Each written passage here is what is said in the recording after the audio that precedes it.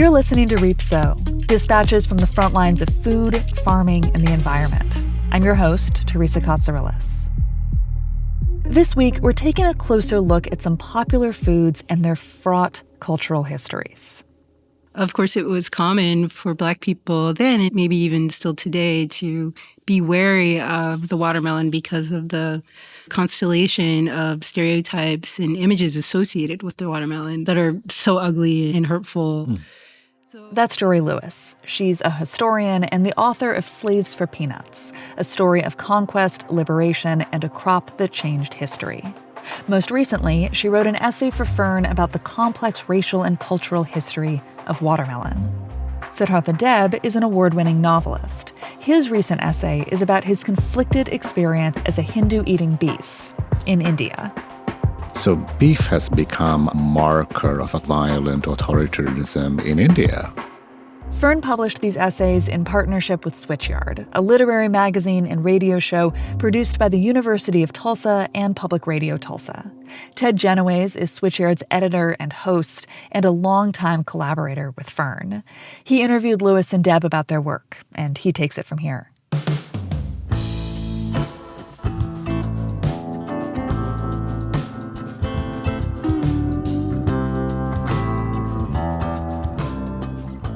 From the University of Tulsa and Public Radio Tulsa, this is Switchyard, a podcast for people hungry for eye-opening essays, moving fiction, soul-stirring poetry, and honest, thought-provoking conversation. I'm Ted Genoways, editor of Switchyard magazine, and your host. Join me and our lineup of literary all-stars as we think through and hash out our world's difficult and fascinating challenges.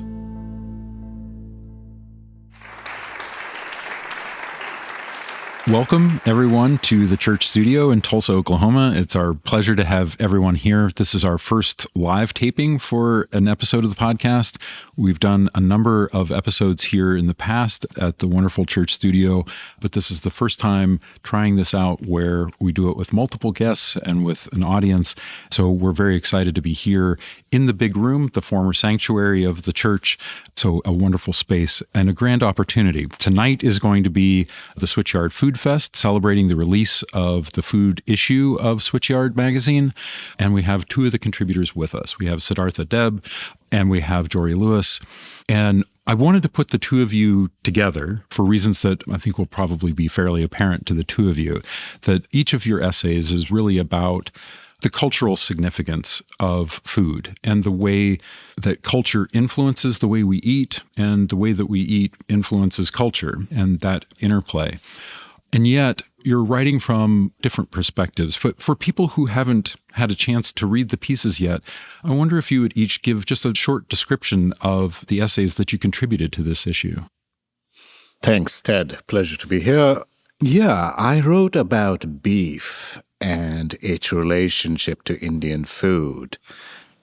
And I chose it because in some ways it's a personal story. It's a story about how I decided to eat beef when I was 12 years old and how that meant breaking off this with family and culture and religion.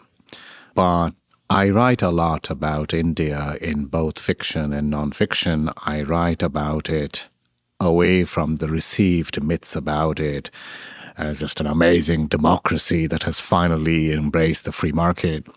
I write a lot about the conflicts. I write about the stories that get pushed aside. I write a lot about violence and insecurity, inequality. And all that is in the piece, but with a kind of, for the first time that I've been trying it, with a kind of memoir aspect to it. It is a lot also about the relationship between me and my father. So that's what the piece is about. And I would just interject that you write about this expectation of what the reaction might be from your father when you first make this. And I love the description of making the announcement with some formality that you have eaten a beef sandwich and understanding all that that will perhaps mean. And the reaction isn't exactly what you expected. No, I think that's the reason that I look back at him with some fondness and admiration, because beef has become this toxic thing in Indian culture.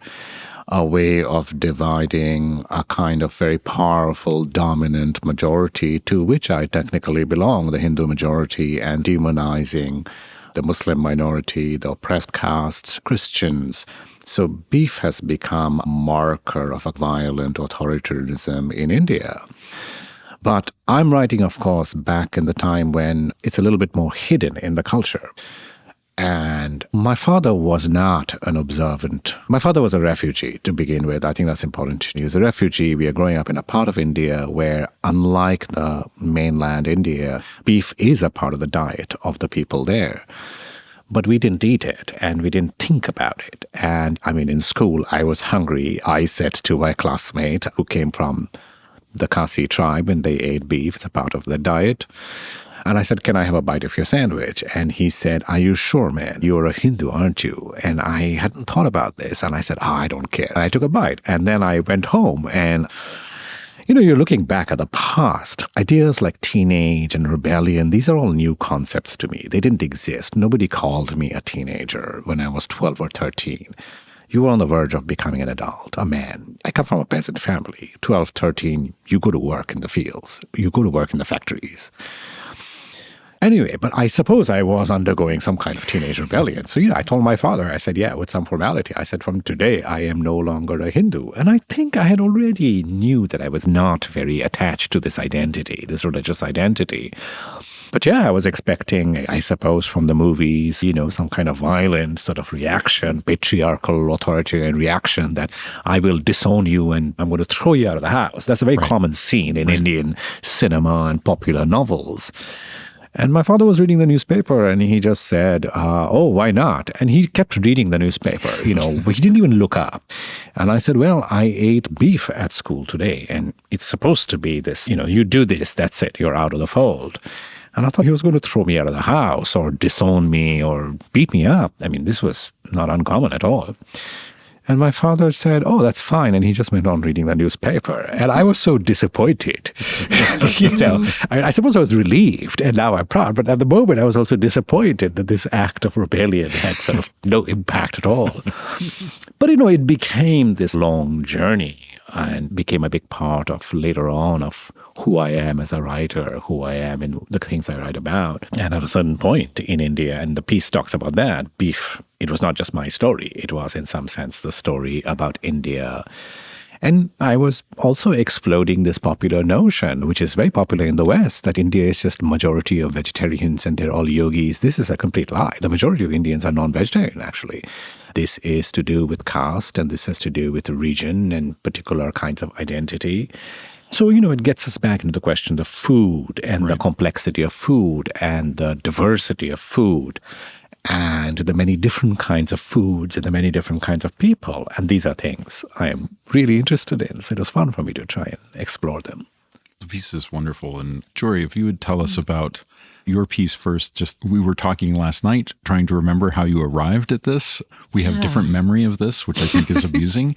But this is your opportunity to give your version of why you wrote the essay and to tell us a little bit about its background. Yeah, well, thank you, Ted. I was thinking about this last night, too. I think we arrived at it by thinking about food taboos and thinking about the relationship that maybe watermelon has in this cultural history of the United States. That dovetailed in a way with the thoughts about peanuts in my book, Slaves for Peanuts, that I talk about in the U.S. as well. So anyway, I would say it's a kind of ethnobotanical exploration of the watermelon and the watermelon's origins, but also an exploration of its cultural history in the United States and what that means personally. Yeah. Well, and I was going to say that you do talk about your own experience of it, your own family's experience, which leads into some interesting conversations about memory and about, again, the place of food within culture, but also in cultural memory.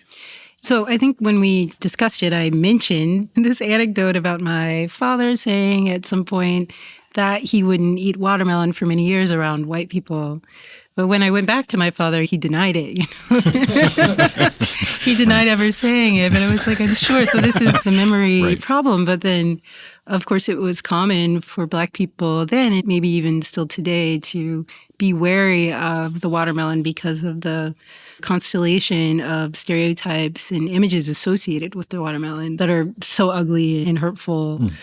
So I think I was thinking about that. I had recently been in Southern Africa and Mozambique, where I had met this particular biologist who was telling me how much he loved the watermelon in Europe, but that the watermelons he was eating in Southern Africa were not very good.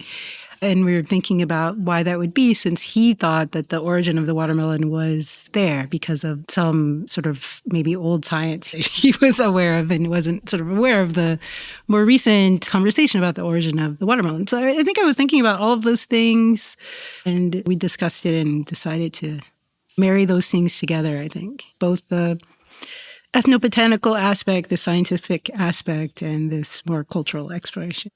One of the moments I really love in the essay is this discussion of looking for the right watermelon, how you identify it, and also what that means, what the right watermelon is. For you, what are you looking for?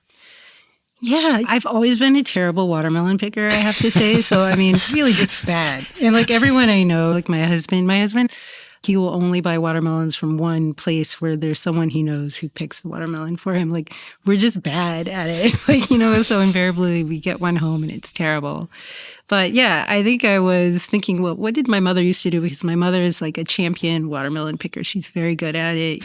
We would like drive up to stands full of watermelons, and my dad would bring one to her so she could inspect it to know, because she's the one who really could tell. So there's the color, there's the field spot you want to look for, you got to tap it. And I still don't really know what we're looking for when we tap it. I just know that tapping must be done.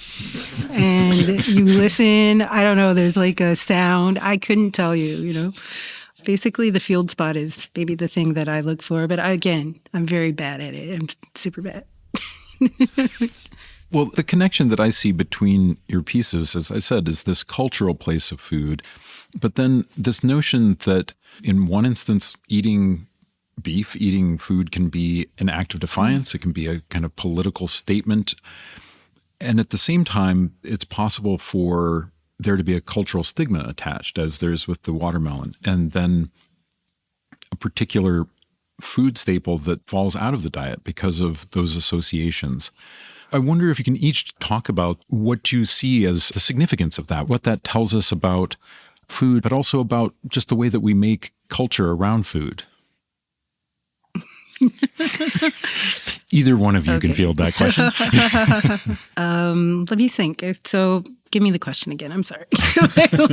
I'm just curious about how we make culture around food, how food becomes, I think in many ways, maybe to rephrase, that when we talk about culture making, we very frequently talk about literature, we talk about music, we talk about the visual arts, whereas food is typically thought of something that is a kind of quotidian daily need that is attended to, but is a secondary expression. The whole idea of this issue was to show just how central food is to the way that we think of ourselves and think of the communities that we're making and the way that we're positioning ourselves relative to other communities.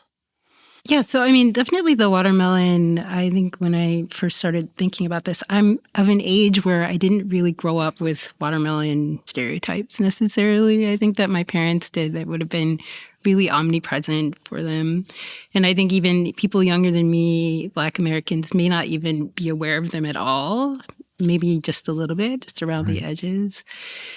But I think when I went back to understand, and I think it's always really important to cast historically to understand how these things emerge, there's this super rich story of how Black Americans had used watermelon for to support their own economies, to gain freedom while being enslaved, and then eventually after abolition to support themselves economically.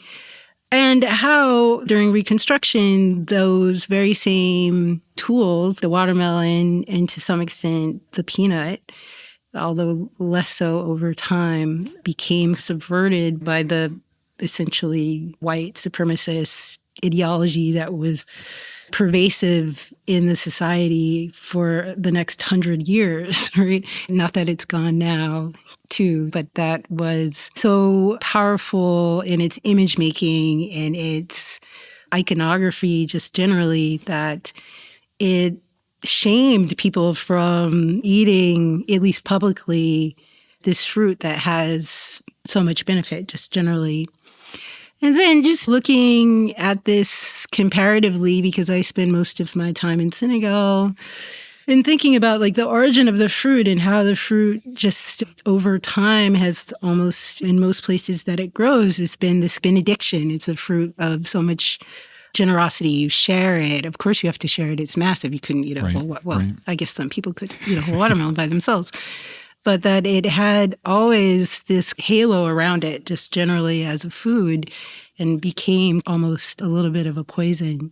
And thinking about how we can reclaim that as well. There's a lot sort of going on in the piece, I think, the way I'm thinking of it. And fascinating, too, that you say that it becomes paradoxically a symbol of laziness and of thievery, this kind of idea that this thing that had been thought of as a symbol of fertility and fecundity, and as you say, something large enough to share and for there to be kind of communal enjoyment of that gets unfairly portrayed as this example of, in particular, I was struck by this idea of it being a symbol of laziness. I mean, when in fact it's so, historically, clearly an indication of the opposite.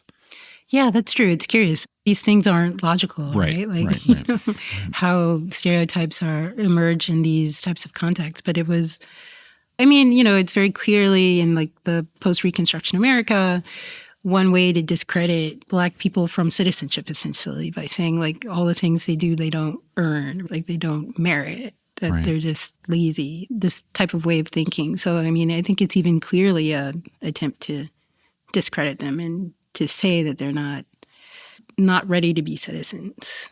And again, it's fascinating to me that this can operate in exactly the opposite way as well. The way that you've written about not just beef as a kind of symbol of whatever, I guess, lack of cleanliness or lack of sort of religious virtue or so on, but you say, that the beef eater in India is often portrayed as someone who's like not wholly Indian, not wholly human, in the same way that there's this stigma that's attached that is about citizenship on some level, right? Or access to the dominant culture. Yeah, and it's a question of belonging, right? And it's a question of, even beyond citizenship, I think it's a question of belonging. Food is, to go back to what you started us with, food is very complex. But I think one of the things is sometimes today's world, it is seen as either entirely a matter of consumption. The restaurants, this is the great new restaurant, this is what you can go and eat. Or it's seen as entirely functional. This is what your body needs to have. It needs to do this. It's seen as these two things. But food is obviously extremely complex because it connects the individual body, it connects the family, it connects communities, and then land and other modes of being, right? So it's all these things. So it's an extremely complex kind of place and difficult in a way to untangle as a writer. But in India, one of the things is that food is often a mode of separation rather than coming together. So within Hinduism, it is a way of separating yourself from the Muslim, from the Christian, from the oppressed caste. But within that, there are, again, further layers of separation. So there's different ways of being vegetarian. So, at the very top is this ultimate pure vegetarian. And this is ritual purity. It is really about exclusion. And I always reacted very strongly to that at a certain visceral level. And I suppose that's why eating the beef sandwich was an act of defiance. Like, this is my friend. This is my classmate. He is sitting next to me. It looks good, it smells good, and it actually tastes very good. Why should I not eat it? And then I do explore later on in the piece that this is a construct, this whole idea, because actually the people from whom, quote-unquote, Hinduism descends, the Vedic people, they were great beef eaters. It is all there in the text. But in India, you can get killed for saying this, right? So these complex constructs. But the other side of food is that on the one hand, there was this, which I grew up with, this way of women always serving men, the women not eating with the men, upper caste not eating with others. I found this deeply frustrating. And the rebellion is important because it's also one of the great places to actually eat. And that is a huge part of my life, was a huge part of my life, and is a huge part of my life. Some of the best food I have eaten is in India, and it's not at a restaurant. It could be in somebody's house. It's the dissolving of the barriers. And eating, it can also be a collective communal act, and that is also the other part of the culture. So again, to go back into talking about my father's a refugee. He grew up in a village, which I have never seen. It's in another country. It's in Bangladesh. But I think this is a scene in my first novel, which is based off an actual conversation with my father. But in the novel, the young boy says to his father, he finds his father like quite strange because his father talks about money. He says, I would get 20 rupees as my salary. And to the boy, you can buy like 5 cups of tea with 20 rupees in this modern day. I mean, what did you do with 20 rupees? He said, it was a lot of money. You could buy a whole goat. So then the boy says, but what would anyone do with a whole goat? And then my father said, but we ate it. And he says, who's the we? He says, the village. So if you had a goat, you bought a goat, and you ate it collectively, and it was a feast day for the village. The food can be a mode of incredible separation, but food can also be a way of coming together. And it's these tensions, these completely opposed. On the one hand, it can be about excluding, saying you don't belong. And that's what I talk about in India, the enforced vegetarianism that is the case. And I react to that in a visceral way. So even though my doctor says I shouldn't eat enough, it's quite so much meat anymore, I feel like I'm going to have a steak, I'm going to have a cheeseburger. And it is really a way of rebelling still against these ideas of purity, which to me are completely abominable. So of course, one of the questions of being fully human is actually to embrace. I mean, for me, the only reason not to eat something is actually your body cannot accept it. Your body rejects it. You have an allergy. But otherwise, I see no reason not to eat anything. So again, when I'm a reporter in India, for instance, more than food, one of the great problems is water. So water is something that you have to actually be careful of. And now I have been living here for a long time. My immune system is not as strong as it used to be. But I am sorry to say, I have done this as a reporter. I have been in a village and I'm like, I probably shouldn't drink that water because my body is probably going to not react well. I could have really terrible food poisoning. But I cannot bring myself to do it because I'm aware of these layers of caste identity, purity. I drink the water, even though rationally it may not be the right thing to do. But this person is offering me water. It is an act of welcoming you into their house. And at that point, the history of exclusion, the history of separation, the history of this obsession with purity demands that I am actually going to drink the water. And I do. Well, obviously, I'm fine. I'm here. I'm sitting. I'm alive. You do get sick, but you recover. So it can be a way of exclusion. It can be a way of coming together. And, I take great pleasure in actually eating beef. And there's this whole idea that, again, and I'm sorry, even Gandhi contributed to this with his obsession with vegetarianism, this idea that, meat eating makes people, it's these obsessions of the Hindu right that makes you hypersexual, hyper-aggressive. But some of the most aggressive people in the world are Hindu vegetarians. Maybe they should eat a little beef and maybe it'll help them calm down. Well, Hitler was also a vegetarian, right? Isn't that what they say? Oh, yes. Yeah. He does come up. Absolutely. Well, and as you say, too, that when you start talking about degrees of purity, then you start getting into categories. And one of the things that you write about is this sort of strange expansion of the category of what constitutes beef. So the things that are not really beef start to fall under that heading. Water buffalo and camel and other things that just objectively are not beef, but then they become part of that narrative in some way.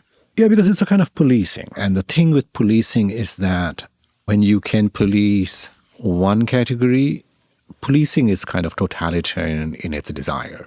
that you want to police a little more. And then when you have that, you want to police a little bit more. You just go on expanding. And that's what you're seeing in India.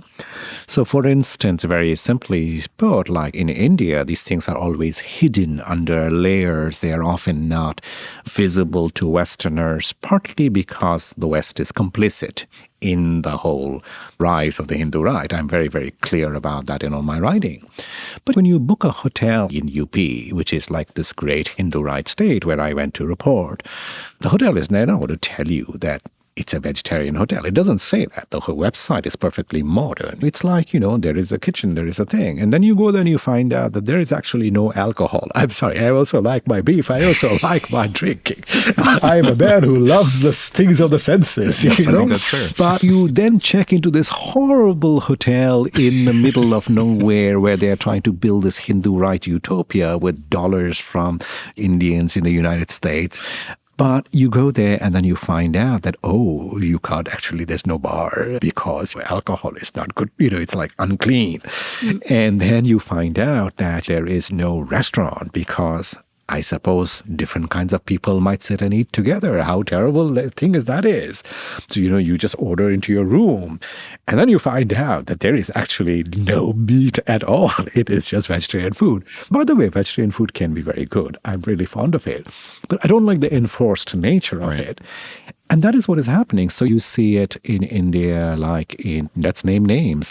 Yeah, and the piece does it. Sure. Rishi Sunak, the Prime Minister of Britain, his mother-in-law, Sudha Murthy, who is the wife of Nandan Nilekani. She's a great self-help author. You can see her books everywhere in the bookstores. She talks about her vegetarianism and how she carries her own spoon and fork with her when she goes abroad. This is completely absurd. It has nothing. This is completely about ritual purity. I think people have the right to be vegetarian or vegan or just drink water or eat beef. These are to some degree individual choices. But, you see this constantly enforced in rentals, for instance, in certain very conservative parts of India. They will tell you that you cannot cook meat, you cannot cook fish, you cannot do anything. And then it becomes you can't cook eggs. And then I also bring it back to the larger question. 40% of children under the age of 5 in India suffer from malnutrition. Women's health, neonatal health is terrible for a country which has all these billionaires, of whom Rishi Sunak's father-in-law is one of many. We are really talking about questions to do, and it's complicated because, it's not just the fault of the Hindu right. It is also the legacy of Western colonialism. India is also a place this is again forgotten by the Hindu right itself. We are also people who have suffered incredible famines. When I go to London or in New York, I can't sit at a pub that is named after Winston Churchill. 3 to 4 million Bengalis died in the famine of 1943 in Bengal because they moved the rice out of India into Britain to support the war effort. When the British came into India again in Bengal in the 18th century, 30% of the population died of the famine. It was a population of 30 million people, 10 million people died.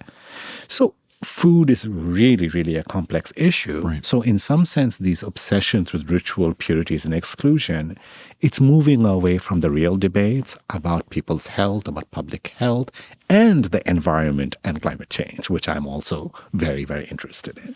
Can I ask, why does Rishi Sunak's mother-in-law carry her own spoon? Because she's worried that if she's eating somewhere else, the spoon might have touched some non-vegetarian item before. And because this is about ritual purity, it doesn't matter how many rinse cycles it might have gone through the dishwasher, it is always forever contaminated. Got it. Right. Jori, I wanted to pick up on this notion of kind of enforcement and policing. So much of your work is, again, as we were discussing, is really about agriculture and about thinking about these kinds of bigger issues of the environment. And I can't help wondering if some of the stigmatizing of the watermelon was about policing a source of fruit that is accessible to a Black community and something that could be used to sustain that community and to try to essentially to control it in some way by attaching a certain shame to it. I think certainly there's a link with Black people's economic freedom. Right. But even though there are the stereotypes, obviously people were still eating watermelon. They just weren't doing it Like, it's about who sees you doing it. It's not about... Interesting, yeah. I guess there may be, in some extreme cases, people who avoid it altogether. But I think in the piece I talk about Martin Luther King saying he avoided eating watermelon when he was at seminary. But I think I was doing a little bit more research about him, and at his wedding, he had watermelon, obviously. Do you know what I mean? Yeah, no, that's interesting. It's about who sees you. What's your identification in this society? And it was based on this kind of widespread, these images that he wanted to Martin Luther King and everyone, right? Pick your civil rights hero. It could be Malcolm X, it could be Martin Luther King, it could be John Lewis or whatever. And everyone would probably have a avoiding the watermelon story or being maybe even taunted occasionally by watermelon. I think I was reading a book when I was writing this piece about stereotypes generally. And if I remember it correctly, the author talks about Joe Louis after like some big event. A reporter saying, Joe, like, eat this watermelon. And Joe was like, no, I'm not going to eat the watermelon. He just refused to do it. But because that racism was so upfront, it encouraged a whole generation to step back from what they do publicly. There's a dissonance between their own private desires, I guess, and what they could do publicly. But I think that there's another sociologist I think I interview in the piece who would say, probably, I imagine, I think she did say that there is a larger impact on people's nutrition just generally, in terms of stigmatized foods, not just watermelon, but now we have this hierarchy of things we should and should not eat in America, right? Like, we shouldn't eat processed foods. Of course, processed foods aren't the best for you, but like in places where you don't have a lot of other options, is it better to eat your processed food or nothing? And thinking about those decisions and how our stance towards them is informed by this kind of legacy of racism is important to consider. Absolutely.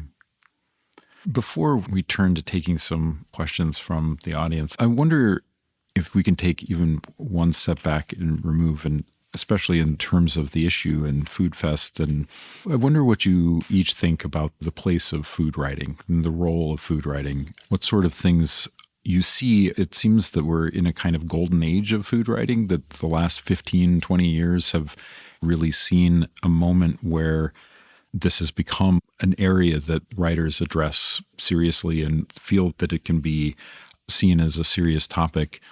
I wonder what you see for your own work and maybe some of the people who have shaped your thinking and where you'd like to see things go. I mean, anything at all. Neither one of us are like... It's great. I wish that everyone could see the look that passes but as the two of you decide who's going to be forced to answer that first. I have to admit, I have kept away from reading food writing because certainly as an Indian or a South Asian, my sense of it in the United States is that it's something that's written about by a very elite category of South Asians, Indians in particular, who don't really talk about caste, who don't really talk about religion, who don't really talk about class. I've always found these very popular cookbooks that you see floating around in New York all the time. And it's always like my grandmother's mango pickle recipe and my family garden. And I always think, what garden is this? And you do know that most people don't even have like a bed to sleep on. I mean, who are you people? I'm sorry. But these are the people who are hugely popular. So I've always stayed away from this. I think because of my own inclinations as a writer, both in fiction and nonfiction, I've always felt that hunger is a much more worthy subject. Agriculture, I've written about farmers, I've written about industrial farming in India, fertilizers, pesticides. So I've always seen food writing as the territory of privileged people. But having said that, I mean, as I said to you in your question earlier, I have begun to see that it's actually complex and it's possible to bring in other things, which is what I try to do with this piece, to bring in some of those complex questions. So obviously, because food is so complex, you can have tremendous writing about it. Yeah, and I suppose I want to say that at a personal level, I mean, for me, food is also a lot about love. because I like to cook, for instance, and not that I just like to eat, but I like to cook. And for me, that is a way of actually showing my love for another person. And yeah, so I think food is so complex. And I want to ask you, like, what books should I read? What food writing should I read? What is all this great writing that I have missed out of for the last 15 years? I think I want to sit down and read them, actually. Well, that's an interesting reversal. I will say, having my own work having fit under this broad umbrella of food writing as well, that much like you, I'm much more interested in labor issues and how that reaches very quickly into class and immigration issues. And to me, food has always been kind of foot in the door. It's a way that you can connect to these issues that may seem remote to people otherwise, that it may be difficult for someone to feel connected to an immigrant community in Southwest Kansas. But when you say, well, they're working at a meatpacking plant that is where your hamburgers come from, it does connect to people. And as you said, it connects to them in a very visceral way, because it's not just something that they have encountered, but it's something that in the most intimate way, this is something that they put into their bodies and that becomes part of them. And to challenge people to think about that process as something that involves other people is, to me, that has been some of the movement of recent years. And I think of that, I guess maybe in my own mind, I think of that as beginning with something like Fast Food Nation, where there's an attempt to very literally say that the cheeseburger that you're eating comes from very specific places. But then some of the things that have come in the wake of that, whether that's, I mean, I would be a big advocate for Barry Estabrook's book, Tomatoland, that was all about the Immokalee Coalition of Workers and that sort of thing. And again, this notion that the interconnectedness of things, the notion that Wendy's decides to differentiate itself from McDonald's by adding a tomato to its burger, and what that does to a whole industry like tomatoes, and what that means for people who work in tomato fields. So I would agree with you that when we're just talking about food, when we're just talking about something that tries to separate itself from culture, I lose interest very quickly. But when it's drawing those connections, I think then whole worlds open up. Yeah. Yeah, absolutely. I'm definitely not a food writer as such, right?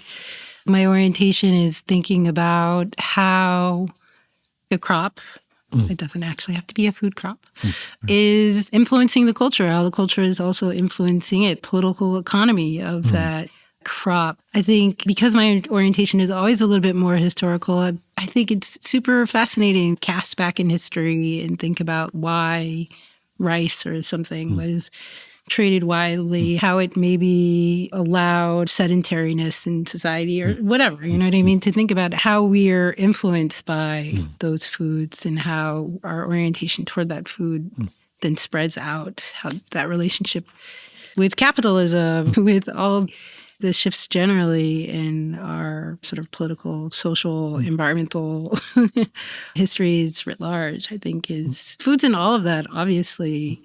But I wouldn't want to just write about the taste of something, even though, of course, I have. But that's the interesting thing, right, is that, of course, our tastes drive these things. I mean, I think that one can write like a very compelling, and people have, compelling history of chocolate as sort of a way of looking at colonialism and so on. It would probably be a mistake to talk about all of that without acknowledging that one of the reasons that that is such a powerful driver is because chocolate is delicious. That's a piece of the puzzle. Yeah. I mean, chocolate needed sugar and then like these, and also all of those things. Yeah. I think there are a lot of stories we can sort of find when you sort of dig a little bit deeper into how people, as Siddhartha said, I mean, food is so central to how we make meaning about ourselves and our communities and how we share it. All of our rituals, even Americans have rituals, are involving food and thinking about how to connect that to something, to a larger analysis, I think is definitely what I want to read when I say to myself, I'm going to pick up a piece of food journalism, I guess, or some writing about food. So I want to leave time for all of you to be able to ask questions There's a microphone set up. Don't be afraid. Look at this. We have a brave first volunteer who happens to be Theodore Ross of the Food and Environment Reporting Network. Go right ahead. So one of the things that I think is interesting about the connections between your two stories is that they're talking about the weaponization of food, but in very different ways. So in Siddhartha's story, he's part of a dominant group within India that is weaponizing, not him personally, but is weaponizing a kind of food against oppressed and excluded people. Whereas Jori, you're talking about a group that is being oppressed by food, a particular kind of food. And I'm just curious if you two could talk about those themes interacting with each other and within the pages of Switchyard. Well, I haven't gotten a chance to read the Siddhartha story, and I don't think he's gotten a chance to read mine. The question I had when I was listening to you, though, I was just thinking about, of course, in India, it's very difficult to write what you've written now. I mean, so that if you were to write this in India, would you be in any sort of material danger, like physical danger, do you think? I think I'm safe in the sense that because I live in New York, I have access to Western publications. I teach at a university. I think it would be a lot of trouble for them. And maybe that's why I do have a lawsuit going on against my last nonfiction book, which has been going on for 15 years and may go on for another 15, I'm told.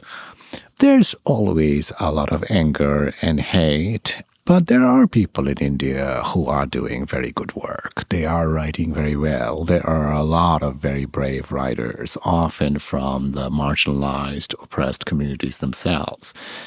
And that is one of the things. There are a lot of people who are journalists and writers who are first generation, and so am I, but obviously I have degrees of privilege nevertheless, of language, caste, masculinity. But there are people who are very, very underprivileged, but first generation, and who are writing, who are exploring these things. Obviously, the mainstream media is terrible in every way. The dominant discourse is terrible in every way, but it's not dead. I mean, when I go there, on the one hand, I feel horrible about just the media and the culture. But I also feel strangely hopeful when I talk to especially younger people. So there is actually a lot of good writing and people are brave. And yeah, I have great editors here, like people who, for this piece, I think Taylor Ross encouraged me to go in a personal direction, which I've never done. I mean, I write fiction and I write very reported narrative nonfiction. I've always avoided the personal in a nonfiction mode. But this time I was pushed to do it, encouraged to do it, and I thought it was a rich place for me. So I think I would like to explore it further. Yeah. That's good. Other questions? Oh, all right. I'm going to let you introduce yourself, Jen. Hi, I'm Jennifer Fahey with Farm Aid, which makes me a proponent of regenerative agriculture and a proud eater of beef. So I read your piece with great interest and connection because for me, in my role as a proponent of that agriculture, I feel strongly that eating beef is important and being an advocate and telling people why, particularly climate purists. So I think more of a comment than a question, but the universality of these ideas of food being weaponized, because I do go out to eat with vegans who will proudly have their fake meat, and I tell them about the soybeans and the processing and why I choose to eat beef that's grown in a way that is good for our planet and actually can mitigate climate change. So just thank you. Even as a white American, the universality, without the religious taboos, I feel it and it connects really strongly. But you do talk about having a kind of double consciousness, the phrase that you use, because it is true that it is possible to raise beef in a way that is responsible, but that's not necessarily the way that most beef is raised. So what that means. Yeah, and not only that, I mean, you have to, now I'm going to argue, I do write from a double consciousness and complexity, because you do have to also take into account. You can't just say that beef is great for the planet or beef is great for India because, I mean, I've been said all these reasons why I eat beef and, this is... Right. But like I said, when Western colonialism, primarily the British, but not just the British, when they came into India, and when I say India, it's not just the nation, it's the entire subcontinent. So we're talking about Pakistan, we're talking about Bangladesh. Right. They turned one of the, still not a, it wasn't paradise, but they definitely turned a place that was self-sufficient into a place where tens of millions died of famine. Not only that, they also pushed the idea of very Western racism in the 19th century, and based on the pseudo-scientific ideas. Beef was very central to it, which I write about. The idea that the English were superior to people of Anglo stock, which includes the Americans, were superior because they were tall, they were strong, they were beef-eating people, as opposed to everybody else who could be oppressed. Now, that is a history we do have to also engage with. When I had a roommate at Columbia University, he was from West Virginia, and he said his only awareness of India was what he had heard from missionaries, Western American missionaries in India. And he said, oh, those are the guys that won't eat a burger because they think it's their cousin. I do have a problem with that too. Right. That is also a kind of stereotyping. So I occupy this complex place, and I think food is very complex. It's very simple to say there's one right or one wrong. I have a very similar reaction to vegans. I mean, when I eat, I feel like a barbarian in New York when I'm like eating beef. But, I do because I carry all these other histories. But what I'm saying is that the truth is really complex. And you're right. I mean, veganism often has degrees of whiteness and class attached to it. I live in Harlem. I go to Crown Fried Chicken every now and then. And most of my colleagues will not. Most of the people I work with will not. But it's a very interesting place, again, in terms of what is happening with class and race and ethnicity, migration. It's important to see these places. We can't just blank them out by saying, oh, these people have bad eating habits. You can get very expensive, very high-end food in a very fancy restaurant in Harlem. But you can also, it's very hard to buy fresh vegetables, although people are trying again. What I'm saying is that I think the beef piece for me was really food is complex. And we cannot, I think maybe be, at least for me, be in a static place about it, because I'm also very aware of the planet and climate and migration. And my understanding of it is changing constantly. And I mean, I feel some sympathy when people say, oh my God, these Westerners have looked down upon us. And they did. We grew up with this. It's like, you people are weak because you don't eat meat. And you people are weak because you don't have guns. And it goes to, you people are weak because you don't have nuclear weapons. And that is what the Hindu right did. Yeah, they excluded beef, but they said, okay, we are going to have massive arsenals and we are going to buy weapons from the United States and you will respect us. And they do.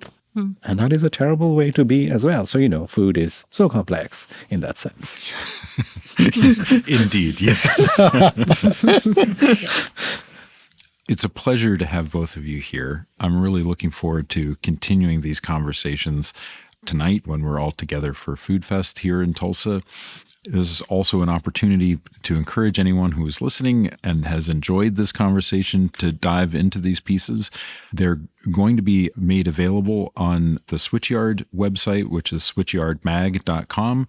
They will also be on the website of the Food and Environment Reporting Network, affectionately known as FERN, and that is thefern.org. So there are many places to find it. If you would like a beautiful printed version of this, you can also subscribe to Switchyard magazine. For now, thank you both for joining us here at the beautiful church studio in Tulsa. Thank you all for being here in the audience with us and for your questions. We will talk to you again next time when we have more episodes of the Switchyard podcast. Thank you so much, Ted. Thank you, Jori. It's been a pleasure to be on this with you. Thank you so much as well. All right, everybody.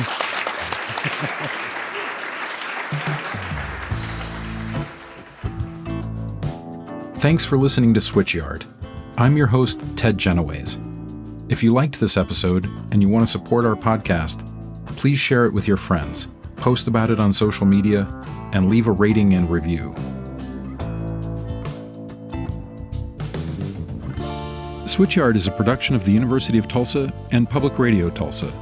Thanks to our partners at FERN, the Food and Environment Reporting Network, for their support of this episode and Switchyard Magazine's special food issue. You can order a copy of the issue on our website at switchyardmag.com. We made this episode with executive producer Marianne Andre and Charles Lipper and Cassie Lee at Volubility Podcasting. Thanks as always to TU President Brad Carson.